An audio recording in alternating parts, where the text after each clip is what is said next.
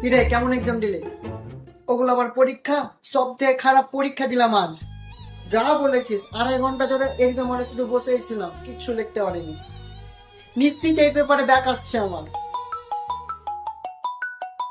বাড়িতে ফোন করেছে। হ্যাঁ মা, হ্যাঁ ফাটিয়ে দিয়েছি, ফাটিয়ে হেবি সুন্দর পরীক্ষা হয়েছে। পাস?